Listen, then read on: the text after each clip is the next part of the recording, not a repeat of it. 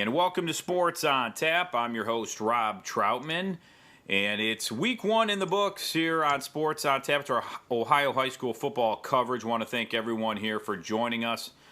I'm Rob Troutman. We have Josh, Jeffy, Ed, Dick here. Sean Duffy, we're going to hope is going to join us at some point in the show here. And we also had Sam DiTilio coming on, the quarterback for Avon, but we'll have him on another time as he had something come up. But we're going to give the N.E.O. zone football week 2 top 25 after this first week. We'll see who moved around and what happened there. But guys, week 1, some pretty big wins. I don't know if there were any upsets in your respective conferences, but it was a fun week 1 to say the least.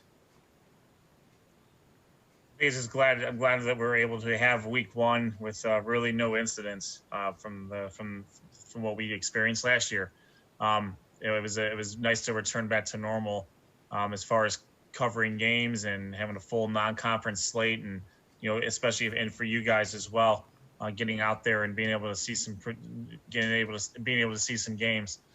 So I'm really excited that the first week went well. We had a lot of scoring. Some games more than others, but nonetheless, it was I thought it was a really successful first week out. Yeah, it was nice. I agree with you, Ed. It was nice to have the energy back in the stadiums. Of course, I was at the Avon Brunswick game, and we'll get to that. And it's one of our featured games. We'll get to that here momentarily, but just to have the crowd in there. They introduced the class of 2034, so to make you feel really old, all the kindergartners were there. Just to have the energy back, the band, the cheerleaders, and just the crowd. It was nice, and I think the players really enjoyed that too. Yeah, I agree. I mean, it was a fun. I was at Amherst with Valley Forge, and I think we saw a lot of really, really good football, especially with the running games. I mean, and we kind of expected that, to happen in Amherst with the running games, and pretty impressive by Valley Forge. I know that's in the Great Lakes Conference, but boy, they had 2 running backs, and one's a transfer from Nordonia, Eddie Starks. We'll get to, like Josh said momentarily, we'll get to our featured games, but. Yeah, it was a lot of fun to get back out there on the field and see some familiar faces and get back to covering high school football. But I want to thank everybody for watching here tonight. Again, every Monday at 7:30 we have our high school football show where we're going to go back through games and let's welcome in the 4th person of our video podcast, Sean Duffy. Yeah. There he is. He's biting into my dinner when I realized I had the times wrong. That's all right. I mean, That's okay. Yeah, we've only been doing this for a few years. It's fine. Oh, please. But regardless, no big deal, Sean. It's no big thing. But let's start with the Greater Cleveland Conference. Josh, you had some pretty good games, I would say. Well, out of the 6 teams in the GCC, only 2 actually got the victory this past week. So we will start off with probably, for their standards, a disappointing loss, and that was Euclid. They only had 1 returning starter, and that's wide receiver Clayshawn Ivory. He had a good game as usual. This game was kind of close at first. Just for Euclid, the defense gave up way too many big plays. And, of course, with a lot of teams early on in the season, you'll have these penalties. They were actually outscored 21-0 in the second half. Aurora just came in like a thundering train and showed that they are for real this year. And they walked away with a 63-21 victory over Euclid. Euclid will play host to Hudson for new head coach Rick Lytle's first home game as head coach of Euclid. And in this game, like every coach would say, he liked the effort his kids put forth, but they just didn't make enough big plays, and they were a little sloppy to win the game. So they need to correct that going into week 2. Another team that was kind of in the midst of a change is the Solid Comets. They have a new head coach, Brian Wisniewski, and they played Hudson very, very tough in this game. However, just as it was at Euclid, it's the defense giving up big plays and penalties. And in fact, in this one, the defense gave up almost 300 yards to one player alone, 5 TDs, Aiden Lull, the running back for Hudson. I'm sure you guys will talk about him a little on later in your recap, but it was all him. But this game was still close. It was 28-20 to start the fourth quarter. But as usual, defense again gives up big plays. They gave up runs of 27 and 57 yards in the fourth quarter. And when you give up big plays like that, fellas, that's late in the game. Those could be killers, especially for a new coaching system and, a relatively young team in Solon. And those are the kind of things that could kill you. Again, first-year head coach Brian Wisniewski kind of repeated what Rick Lytle said is he liked the effort and the fight of his team. However, they just could not make enough tackles, could not make enough big plays, and penalties got them, and that will hurt you. But one bright spot for the Solon Comets in this game was junior running back E.J. Taylor, 25 carries, 156 yards, 4 total touchdowns. He was actually my GCC nominee for Player of the Week, the RT Productions Player of the Week, which we'll go over the results a little bit later. So thank you to those who voted on Twitter. Another GCC team that started the season with a loss was the Strongsville Mustangs. They played a very tough Avon Lake team, and they came away with a 24-10 loss. In the fourth quarter, Strongsville quarterback Max Beard scored from 27 yards out, a run, made it 17-10.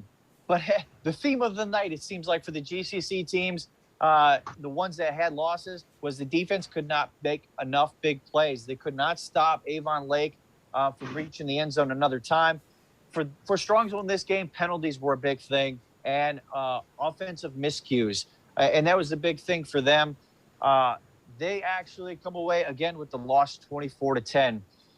And the fourth team that suffered a loss in the Greater Cleveland Conference was actually one of our featured games of the week. And Avon rolled into Brunswick and took no prisoners as they walked away with a 38-0 victory over the Brunswick Blue Devils. When I say Avon dominated, it was no joke.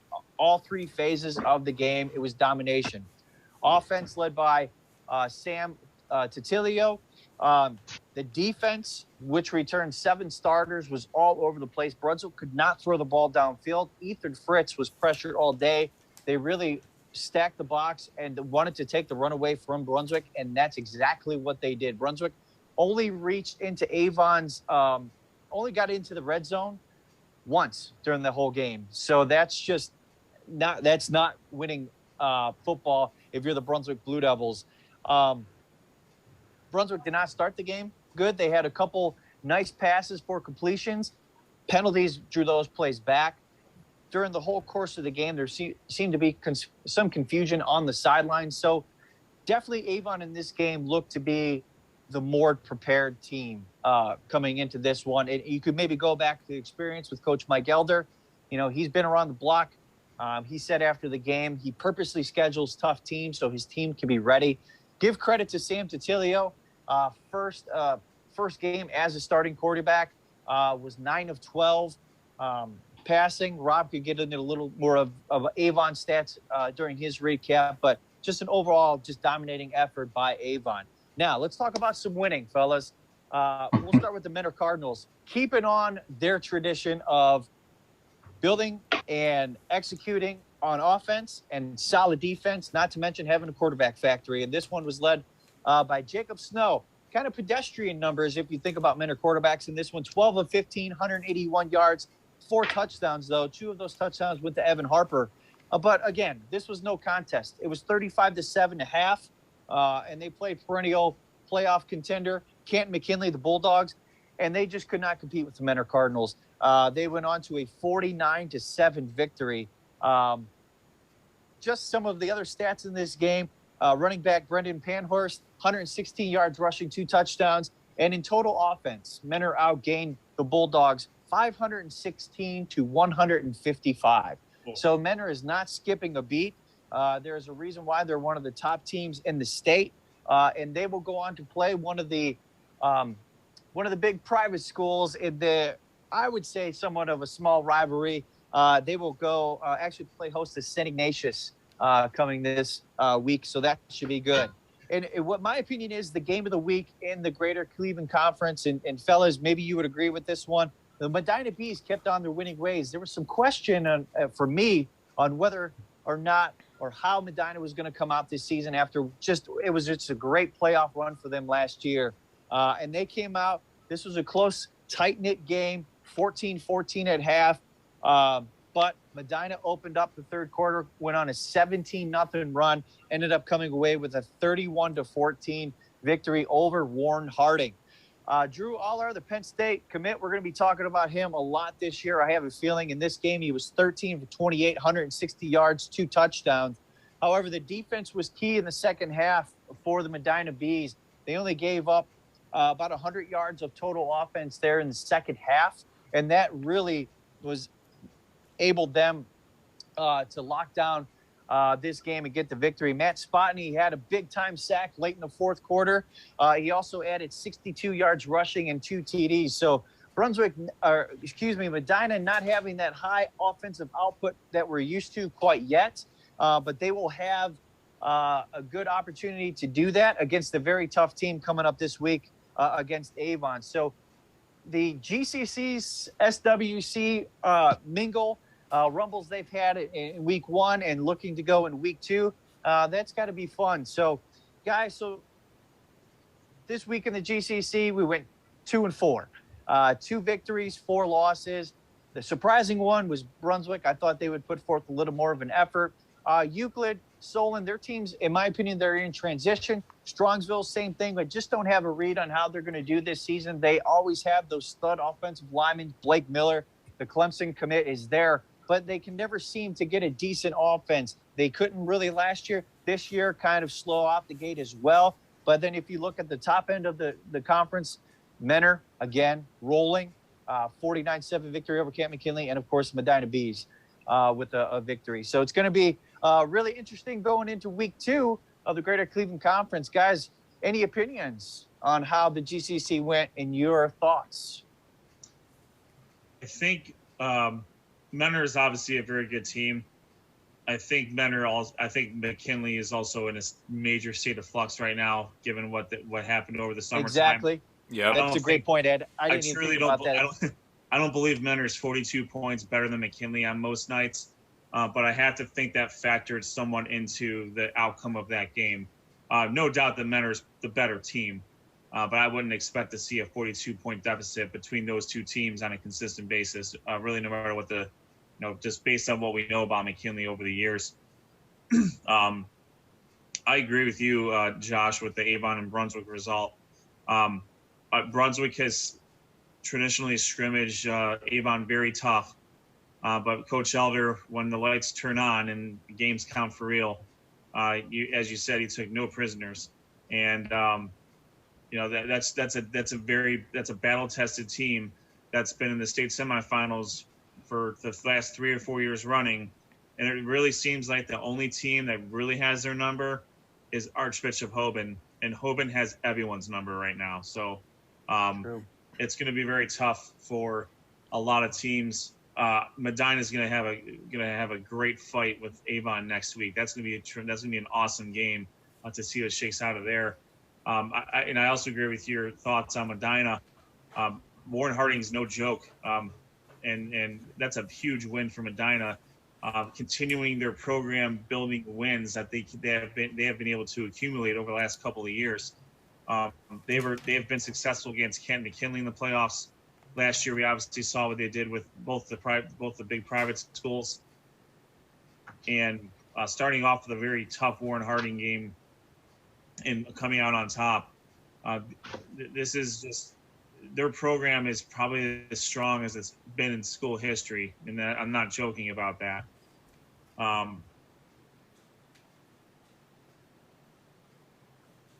See on that, and transitioning new coaches and playing 2 also battle-tested long playoff run teams with Hudson and Aurora. They're used to going very deep into the playoffs, and Each of those teams has a very defined and a very defined coaching tree, very defined coaching style, and they know what they're doing.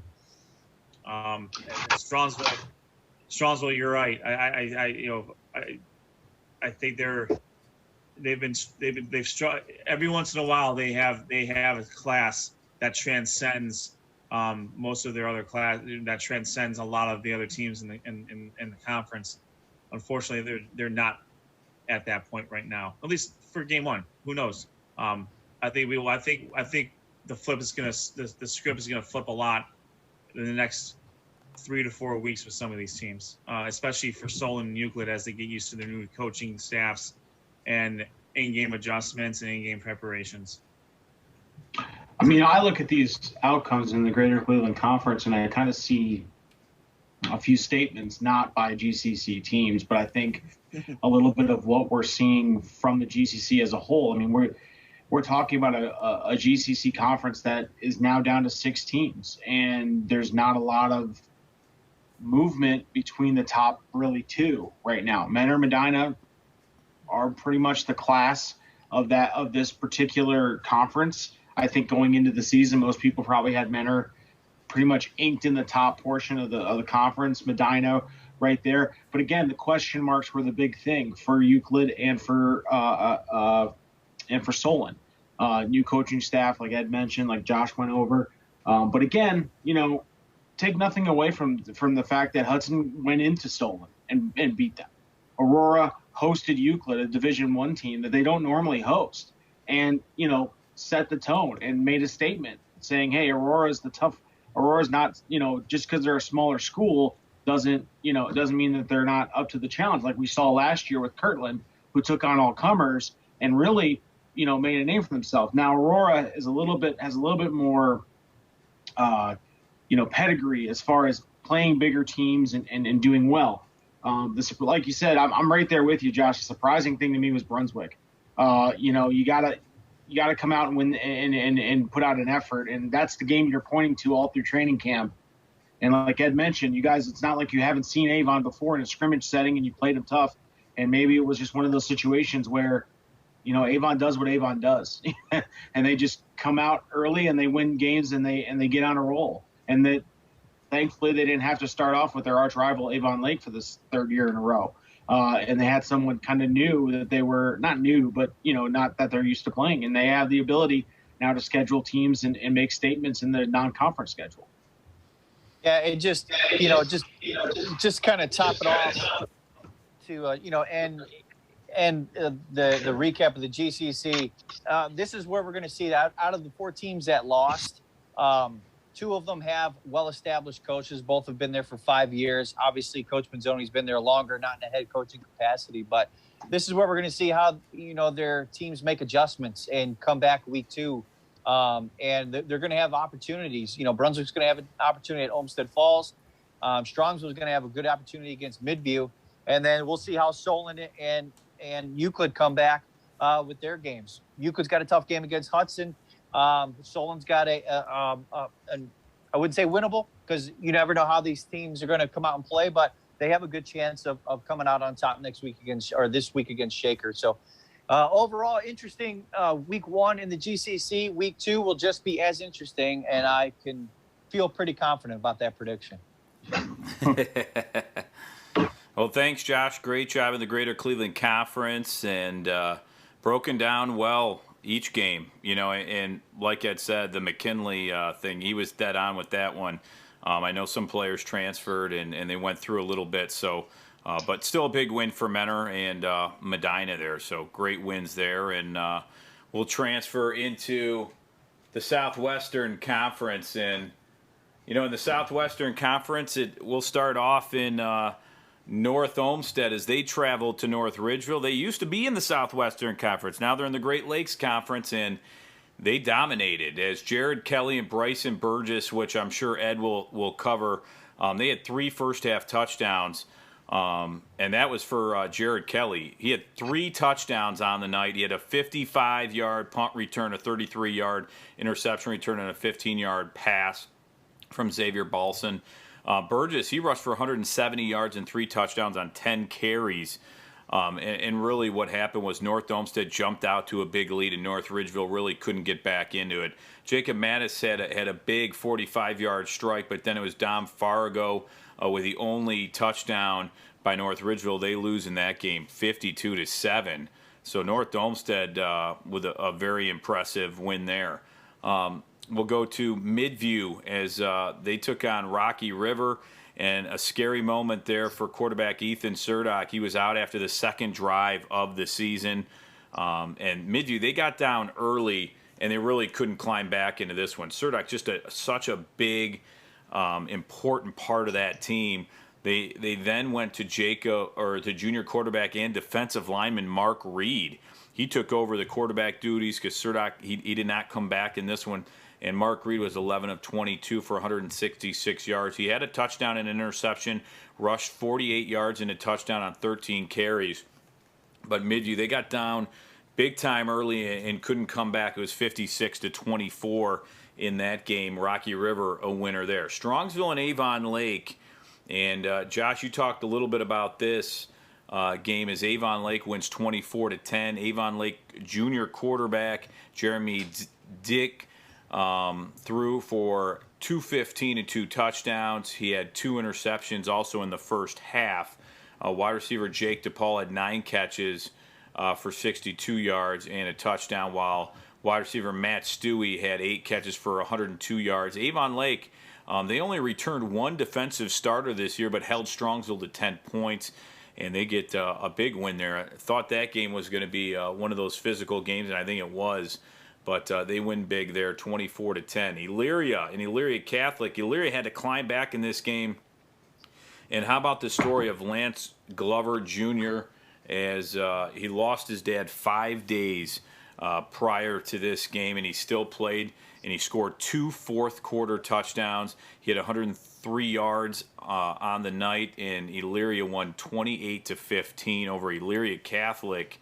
And just a nice win and a great story for him. So congratulations to Elyria getting their first win of the season. Now, Berea Mid-Park, they traveled to Highland, and this was not an easy game for Berea Mid-Park as they fall 38-14. Luke Devins, though, he finished 14 of 28 for 198 yards on the night. D'Angelo Borders, he finished with 138 all-purpose yards.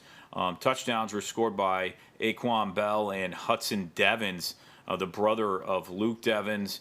But, again, 14 points, not enough in this one. And give credit to Highland. Their defense was stout in this game, holding Berea Mid-Park, who usually scores a lot of points, to only 14. So now Olmsted Falls, they dominated Lorraine 50-6. For Olmsted Falls, it was running back Clay Vormalker. He had 11 rushes for 77 yards and 3 touchdowns in this game. Running back Rocco Conti had 9 rushes for 62 yards, and his quarterback Charlie Seelek, he had 6 of 13, 81 yards and 2 touchdowns on the night, and just a dominating performance for Olmsted Falls, who get their first win. Now, we talked about the featured game. Avon absolutely dominated Brunswick 38-0. Sam DiTilio, he was 9 of 13 passing, 97 yards, 2 touchdowns. He added 6 carries for 40 yards, and he also had another score on the night. Again, give credit to Avon's defense. I mean, very impressive, shutting out a very good Brunswick team as a 38-0 win there. Now, I was in Amherst. It was Valley Forge and Amherst, and Valley Forge on the ground was just unstoppable. And I'm going to get you some highlights up here as let me just switch some things around, and you'll be able to see a few highlights and pictures of this game. But give credit to where credit is due, and it was a nice run. It was Kentrell Marks. He had a day for Valley Forge. It was him and Eddie Starks. Such an impressive performance. In the Valley Forge defense, they forced turnovers here, a fumble recovery there for Valley Forge, and then they did what they did best, hand the ball off and stay on the ground. They won it up front. This is Eddie Starks running it up the middle, and he almost got in here, but a few plays later, they would hand it off, and this time they went back to Marks on the ground. He'd run it in for a touchdown, and Valley Forge, they jumped out to a 7-0 lead early, and really they kept on the pressure. And defensively, Weatherspoon for Amherst was impressive. He did well. Kenny Fritz, the head coach, he's a new head coach for Amherst. Not the kind of start he wanted, but give credit.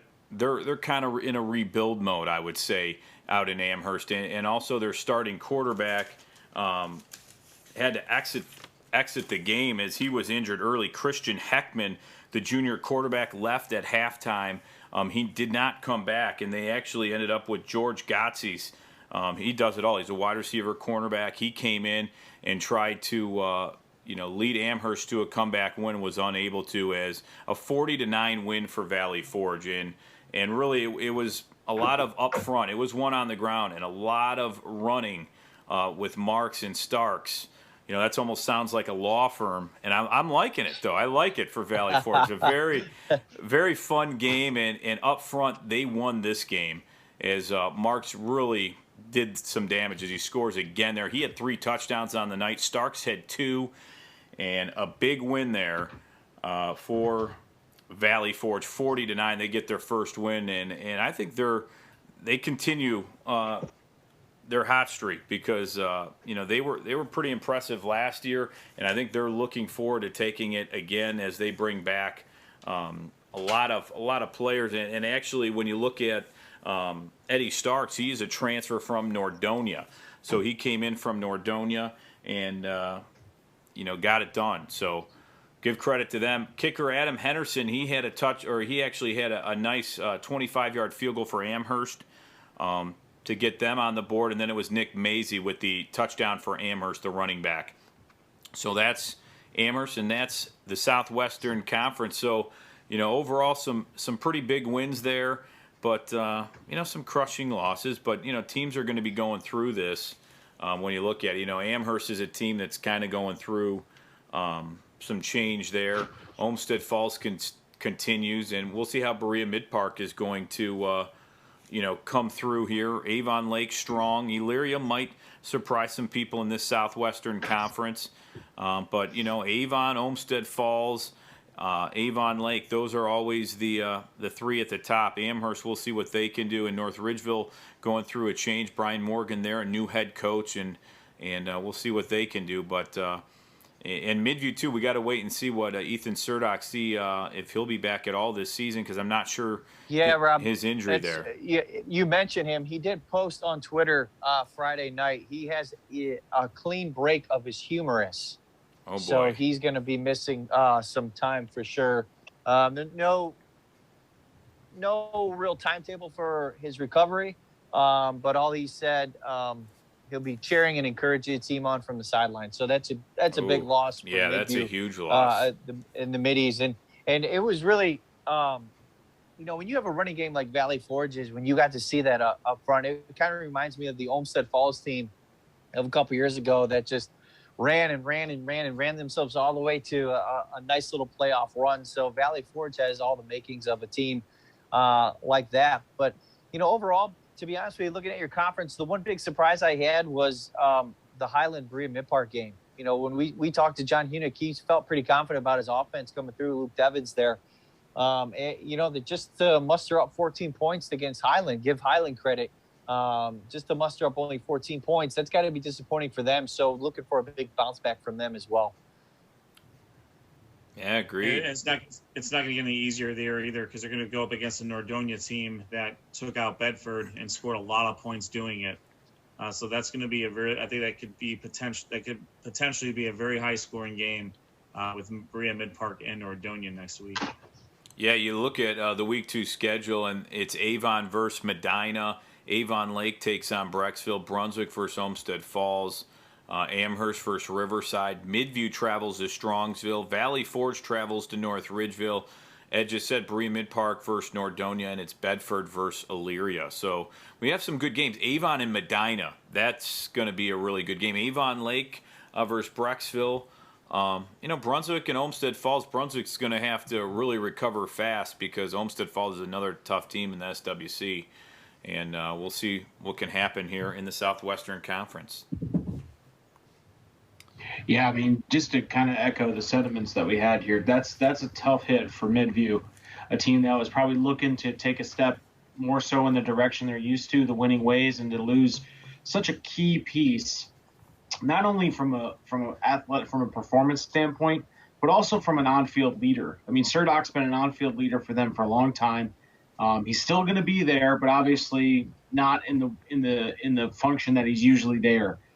So you got to wonder, what does this do for Midview, especially given that now they still have to play the rest of their season, probably with the backup, likely with the backup quarterback, who probably wasn't planning on playing too much, given how integral Ethan Surdak was to the Midview Middies. The Highland, I'm agreeing with you guys. The Highland thing did surprise me. Highland Berea Mid Park. I thought that would be a little bit more high scoring than I thought. But again, credit to Highland's defense. They understood that they had to stop a fast, offense that is Berea Mid Park, and they did that. That's a credit to their defense. And it's interesting because now, you know what I mean? We're so used to this Southwestern Conference schedule being, okay, they've had their one, and now they're, now we're playing each other, and things kind of separate. Now there's a couple weeks here where, you can right the ship, or you can, find yourself in a deeper hole coming into the conference play, which is already a bit of a buzzsaw. So, Berea Mid Park's going to have to right that ship. And again, as Ed said, it does not get any easier because Nordonia is no joke when it comes to, putting up points in bunches. And they're able to do that both on the offensive and defensive side of the ball. Absolutely. All right, Sean, nice job with putting up the scores Fixing there. my mistake. What's that? I had Amherst with 40 and Valley Forge with 9. No, you're right. Because I didn't even notice that. Yeah, the score was wrong. I flipped them because I was making adjustments. Nice. And I flipped them. Well, next we'll head to the Great Lakes Conference, where Ed Dick covers the Great Lakes Conference, and we'll first get into the East. And there's some great games there, Ed. Yeah, absolutely. The East Division was very successful in their week one. So we'll start with Buckeye and Cloverleaf, Medina County matchup here. Buckeye gets a 10-0 win. Very stout defense by the Bucks on the Colts. Buckeye is missing their all-Ohio junior lineman Todd Allen for the year. So we'll see how that factors in to the rest of the season. He's been a major part of that team even as a freshman, and so his presence is going to be missed. From both an offensive and defensive standpoint. Cayman Marshall had 11 carries for 40 yards, 1 touchdown. He also had 82 yards on 2 receptions.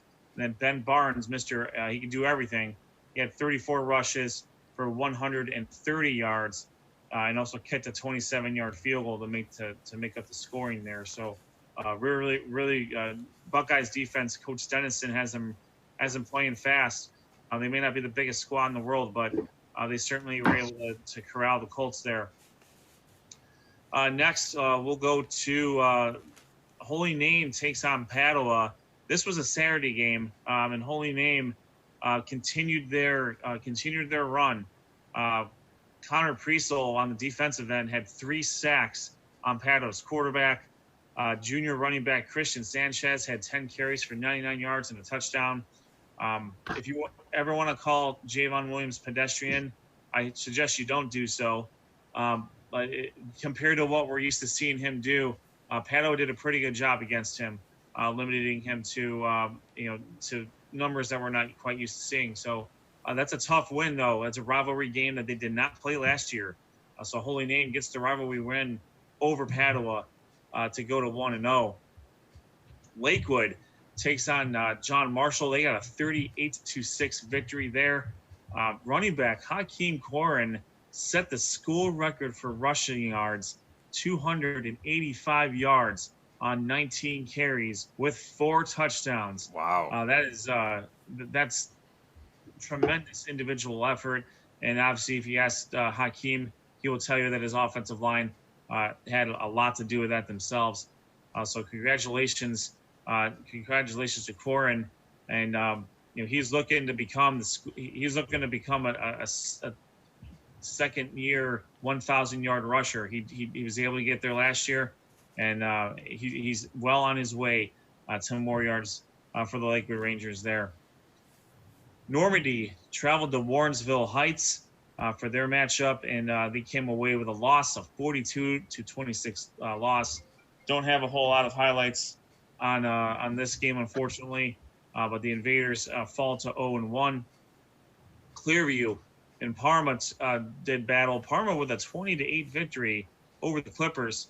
Parma, Dominic DeArmond had 9 rushes for 47 yards and a touchdown, and quarterback Keanu Krall completed 13 of 19 passing for 120 yards and 2 touchdowns. Parma goes to 1-0 for their season. Rob, we just talked about Valley Forge and Amherst. Kentrell Marks and Eddie Starks ran all over Coach Fritz's defense. And the good thing that Coach Fritz can take solace in is that it's not going to be exclusive to his team that this is going to happen to. Those two guys in that modified wing T offense that Coach Marcello DeAngelis runs is pretty much it's with those two guys running it. It's going to be tough for anybody to stop them. So a tremendous, a big win for Valley Forge, 40-9.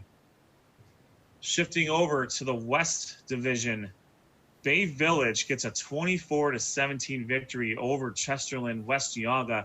That's a tough place to play.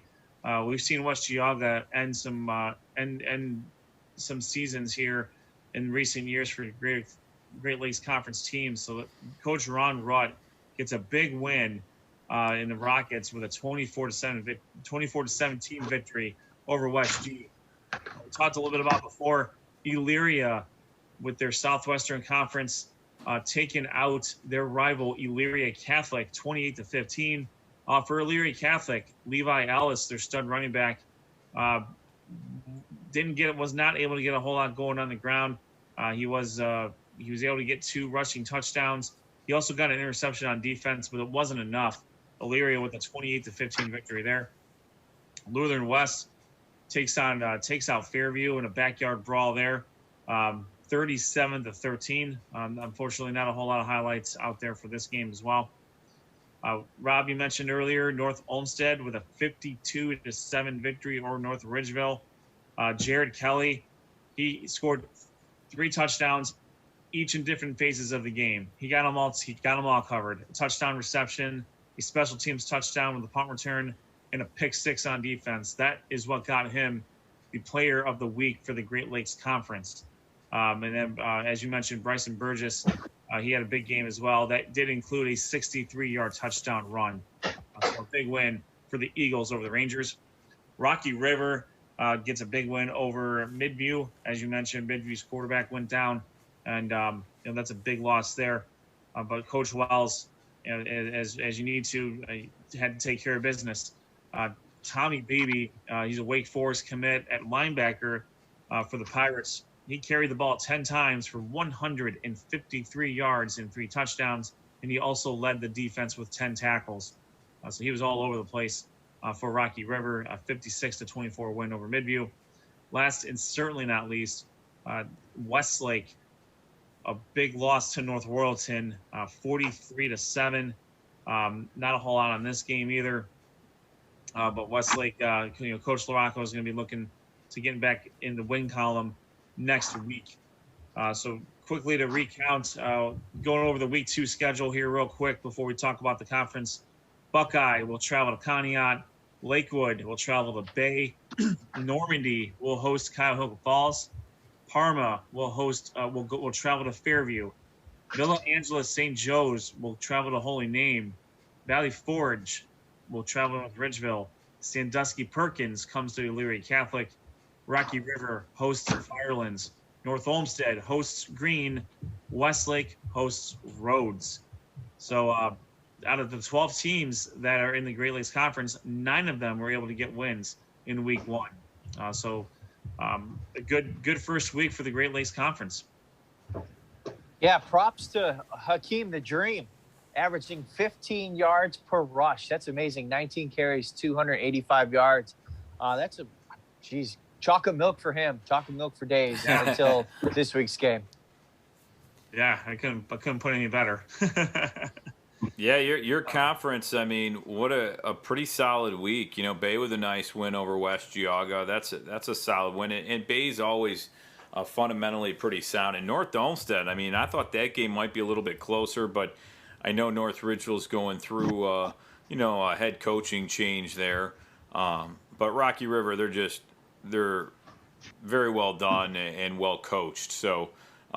Great job for them to get a home win, and they'll have another home game coming up. But yeah, Lakewood, man, wow, what a Great Lakes Conference, and they're coming out firing after game one, and we'll see what they can do. That'll be a good test, I think, them against Bay. I think that on the road, that should be a pretty good game. I agree, and we'll get to see where Lakewood stacks up. Because if you're looking at the two opponents, I think Bay had a tougher opponent in West G than Lakewood did with John Marshall. It certainly doesn't mean that Lakewood can't get their running game going with Corin against that tough Bay defense. Buckeye picking up where they left off last year. Valley Forge and Holy Name the same. On the west end, Rocky River, well coached. And they got some studs coming back, so I think it's really really early in the year, but it's so far so good for the Great Lakes Conference. My apologies. It was 8 wins for the Great Lakes Conference and 4 losses. My mistake. Not bad. All right. Well, Ed, thanks. Go ahead, Ed. Well, if it's all the same, Rob, I think I need to do this because that's right. I completely forgot. So we're done with moving on for the Great Lakes Conference. We will go to my compadre, my cohort, my colleague for the Suburban League, Sean Duffy.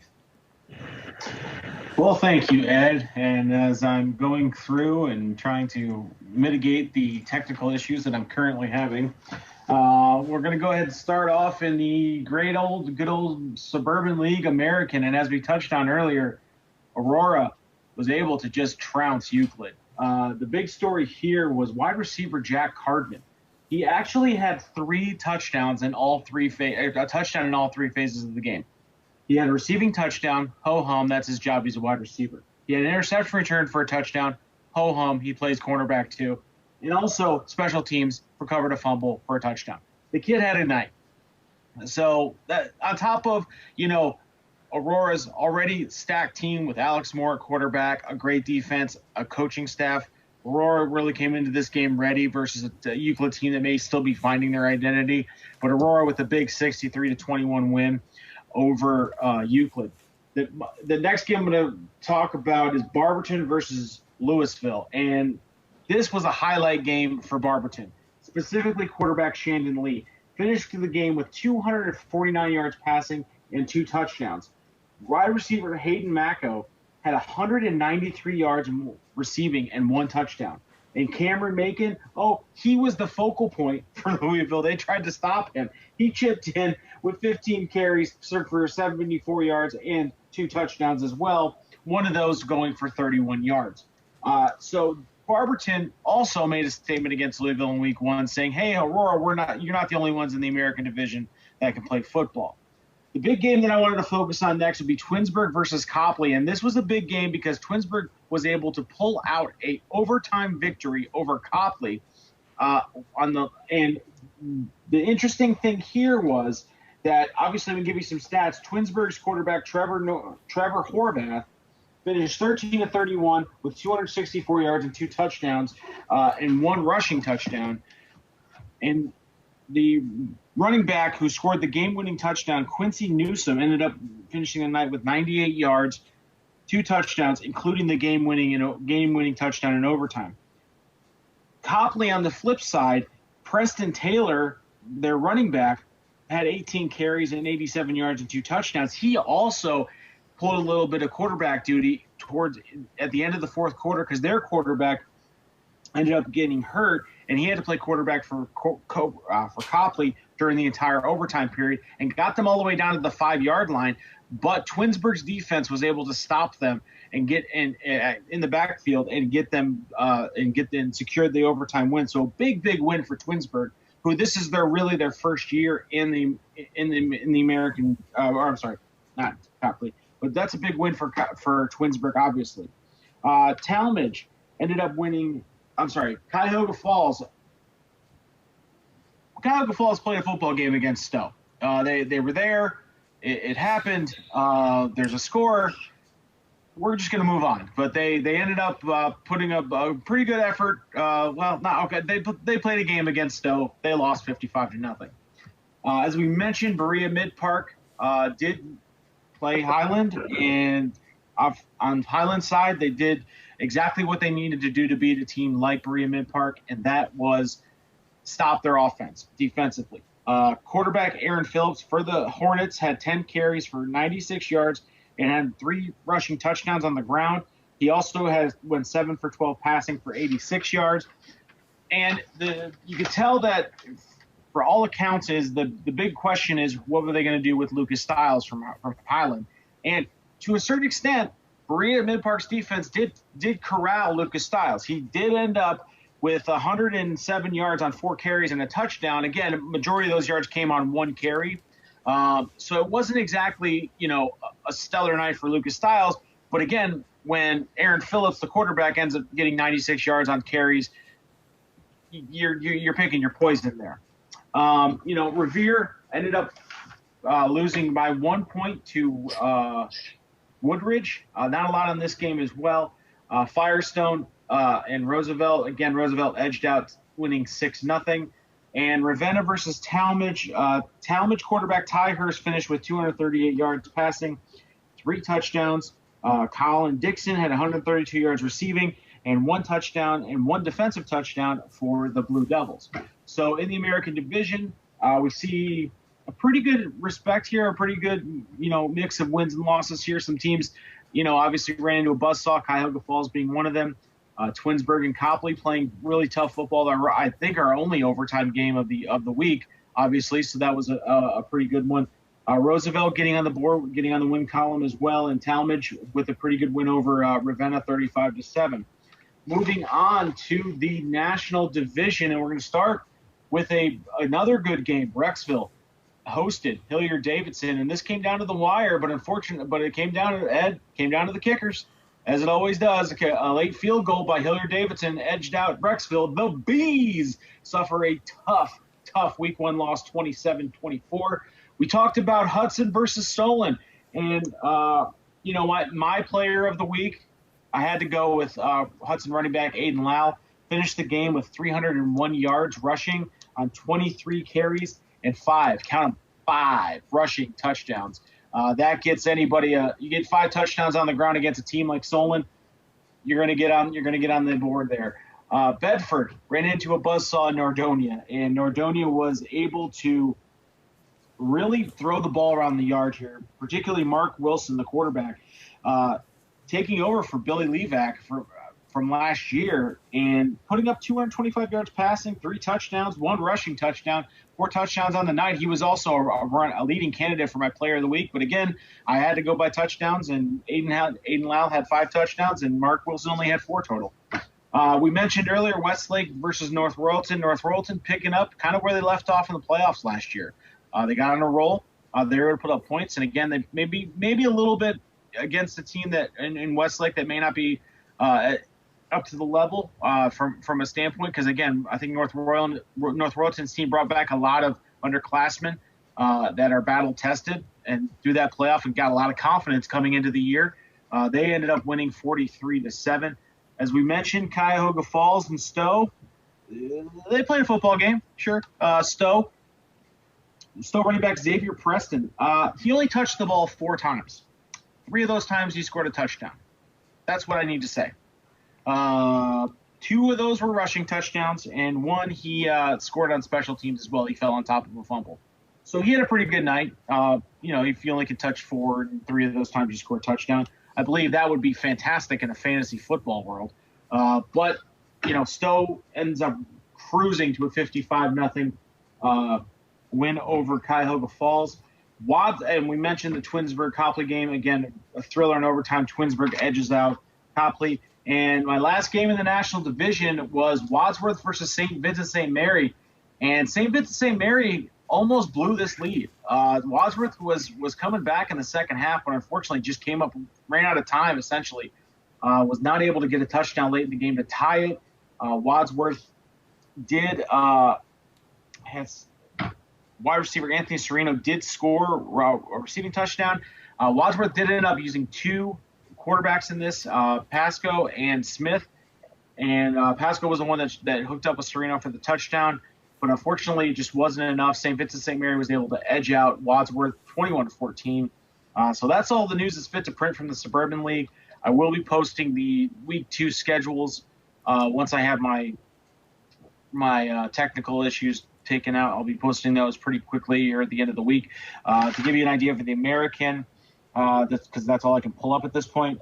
Week 2, Aurora will travel to take on St. Vincent St. Mary. Barberton faces Stowe. Copley will go and play Firestone. Talmadge will face Ellett. Highland, I believe, plays North Royalton. North Royalton, sorry. And I believe that's all the ones I can pull off my list. I had a really fancy list. I had a lot of plans for this, and it's not going well right now. There's some sort of fire behind me that I need to take care of. But yeah, so those will be posted. But again, my RRT Productions Player of the Week for the Suburban League was Aiden Lau. My G&G Fitness Coach of the Week was Twinsburg coach Mike Bell. Mike Bell. Can't read my own writing. Mike Bell with a huge. I mean, that's a big win. A big overtime win. You're going to give it to the coach. That's getting your team ready to play and getting them, little adversity early in the season. All right, great job, Sean. Well, I mean, yeah, great job, Sean. You mentioned that Stowe player who had those great fantasy numbers. If you would have drafted him, you probably just would have traded him because you tend to trade productive players on draft day. But it's tradition. Great job of you, and great job by all you guys. You guys mentioned our Player of the Week and Coach of the Week. Should we go over the poll results? Yeah. Because those ended about an hour ago. So we will first start off with the RRT Productions Player of the Week. Kelly of North Olmsted, EJ Taylor of Solon, Sam DiTilio of Avon, and Aiden Lau of Hudson. And with 57.8% of the votes out of the 529 votes, this week's RRT Productions Player of the Week goes to Avon quarterback Sam DiTilio. It was just kind of ironic that we were going to have him on today, but he actually had his film session rescheduled. So film prep on Medina is way super more important than our show here. So we'll get Sam on at a later date.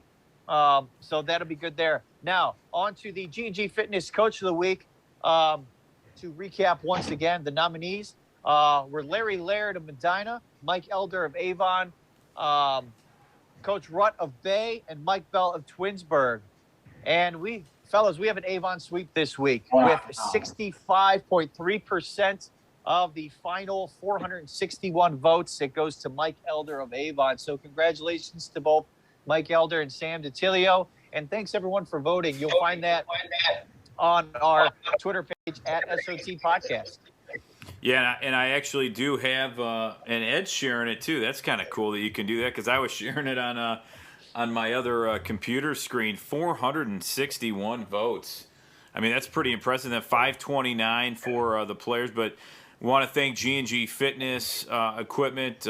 They sponsor the Coach of the Week, and you can go on their website and just click on G&G Fitness right there on their Twitter page. It'll take you right to it. They do a great job if you're looking for equipment, anything. They pretty much have it, and I believe they have a store right in North Olmsted there. So G&G Fitness Coach of the Week, Mike Elder, congratulations, and Sam DiTilio.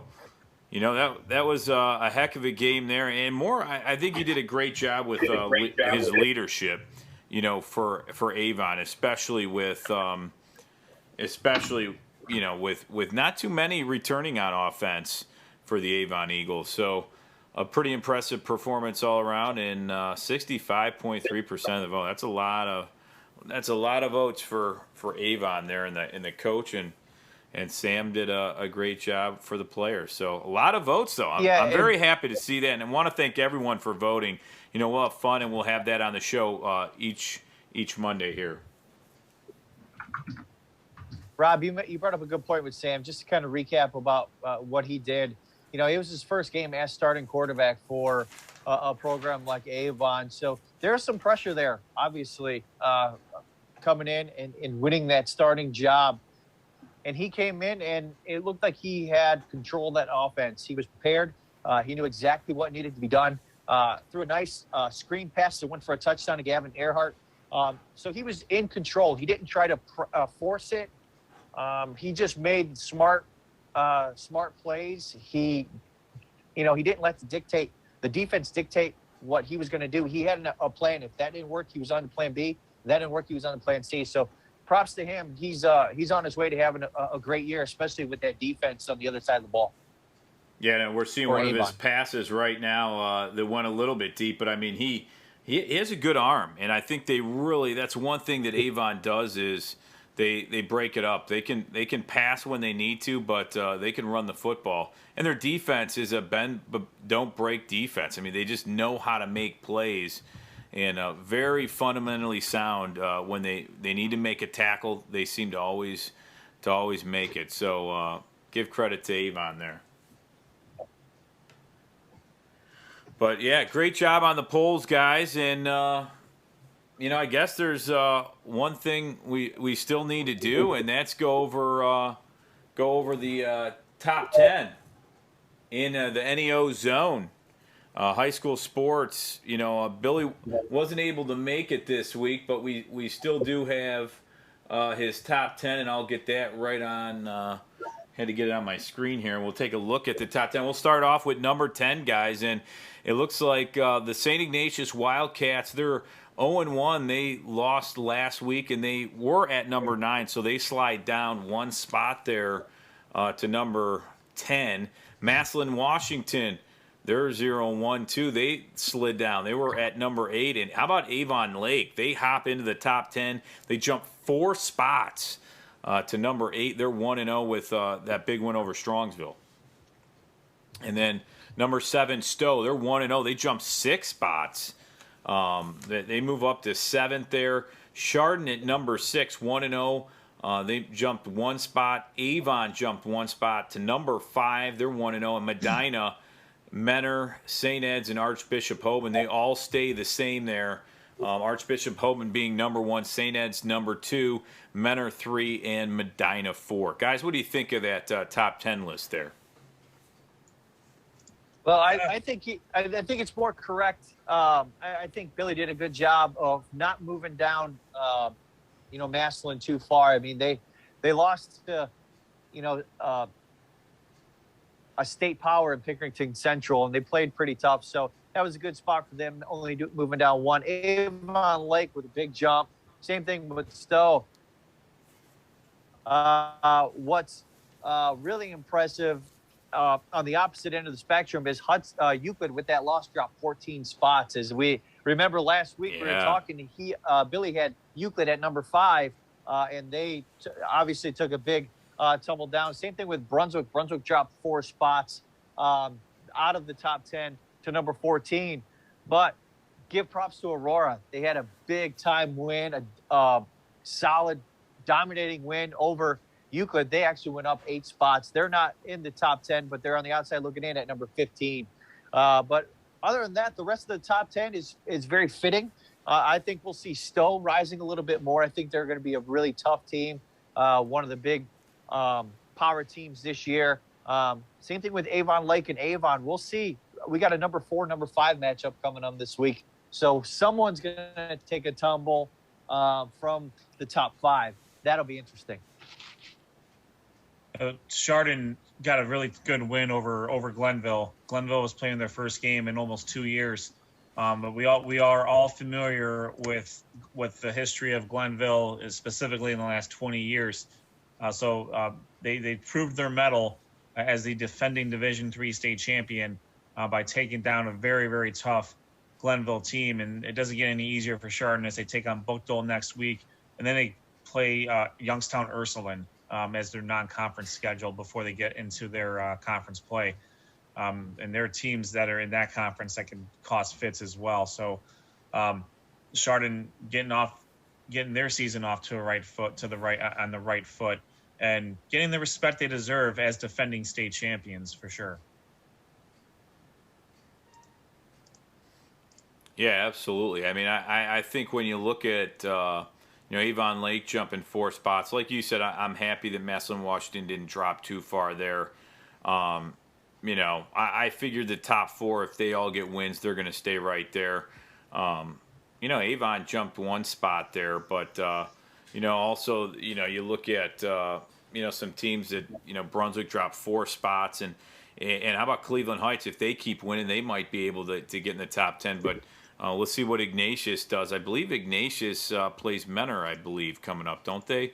Yep, that is correct. So that's going to be a team that could drop down. If they lose, they could drop down a little farther. But I think if they lose to Menor, they're going to drop maybe 1 spot. I mean that's a tough team. But we'll see what happens, or maybe Menor will end in the loss column. That's going to be a great game to see. So we'll have to keep up here with the top 10. All right. Yeah, for sure. Hey, and just looking at the bottom of Billy's top 25, some teams that are on the cusp. Rob, you covered them this past week. Valley Forge, if they continue with that running game, they're going to be in the top 25 next week because they'll get another victory. Highland broke into the top 25. They are at number 25. Olmsted Falls is in the top 25 at number 21. Hudson jumped up a spot at number 1 as well, or jumped up 1 spot to number 18, excuse me. So there's some teams, a lot of teams, obviously, that we cover are in this top 25. And the first few weeks of the season, there's going to be a lot of movement as we continue on.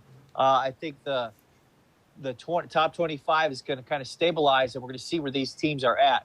And that's when the fun's going to begin, because a big loss against a good team, we'll see where that puts you in that top 25, how far it drops you down. Yeah, it's fun to cover and see what he does with the top 25. Billy does a great job with that and updating it, and we'll see if we can get him on next week. But I know he covers a lot of these games, so we'll wait and see for that. But fun to look at the top 25 in the N.E.O. Zone Football Week 2 top 25. We went over the top 25. What coverage? I mean, go do top 10. We go 25. I mean, that's what you get here with Sports on Tap. We go one step further here. But, yeah, we'll see what happens next week in the top 25. Also, we'll see where we're going to be at next week. This episode, we're live right now on Facebook. I want to thank everyone for watching. But you can go to sportsontappodcast.com, where we will have this archived, where you can watch a replay of it. Or you can go to our Facebook Live or YouTube page as well to see that. So, guys, any other thoughts on week 1 here? And Josh, I know you're going to be at a game. I still got to figure out the game I'm headed to. It's a tough one. There's a lot of good games to go to, and only a few people to do it. So it's like, which one do you go to? Yeah, I will be heading to North Royalton this week as Highland travels to North Royalton. The Hornets versus the Bears. I'm looking forward to that matchup. Our featured games will be posted on our website, on our Twitter page, either tonight or tomorrow.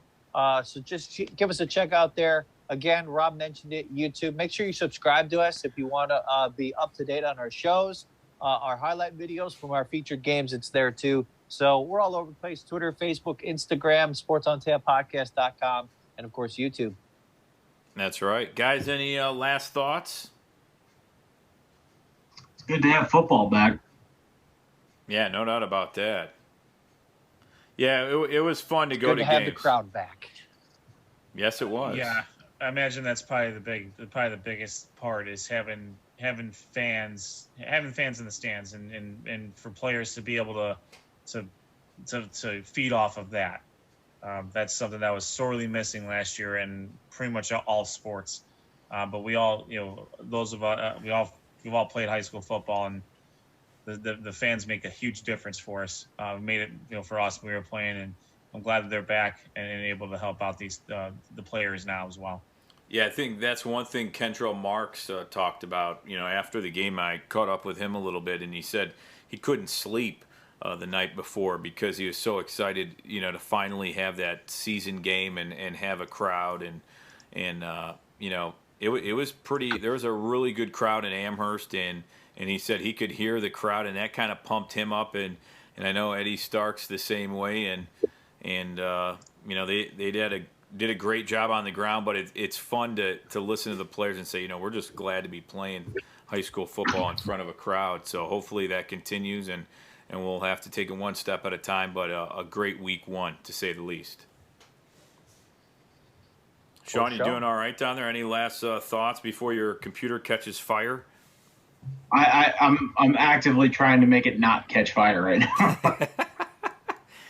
Well, hey man, you're going on vacation, so hey, don't stress too much and enjoy that vacation. I will be making sure that I post my scores and my schedule from the beach and enjoy your guys' week 2. But I'm looking forward to this. We're getting back into the swing of things, and the fact that it's a week earlier than it normally is, I think, has thrown me specifically for a loop because I'm not used to this yet. I'm getting back into the swing of things, but we'll get there. Yeah, I think it's thrown everybody a little bit for a loop. It's a little bit earlier this year, and everybody's kind of still getting around to the regular season and getting the games and getting back at it, to say the least. It'd be nice to just have some of these schools be in school when they actually play a game. That would be, yeah, I think, back to normalcy and back to routine as well. Well, I think a lot of schools will be back this week, actually. So they'll be back at it pretty soon here. But again, if coaches have stats or stories or any information they'd like to send us for our show at sportsontap.podcast@gmail.com, you can send stats, and we can read them on the air, and pronunciation of player names as well. So that's always helpful for the show. We appreciate all the input too on Twitter from everybody, all our fans watching at home and online. We want to thank you for watching, and if you want to be a part of the show, go to Facebook Live and you can comment and be a part of the show as well. So, guys, any other thoughts before we close out here? Week 1 is in the books. We look forward to week 2. All right, for Ed Dick, Sean Duffy, Josh Jeffy, I'm Rob Troutman. Want to thank everyone for watching our week 1 of Ohio High School coverage. We'll see you next week, and we'll see you on Friday night at a game near you. Until next Monday at 7:30, we'll see you later. Thanks for watching.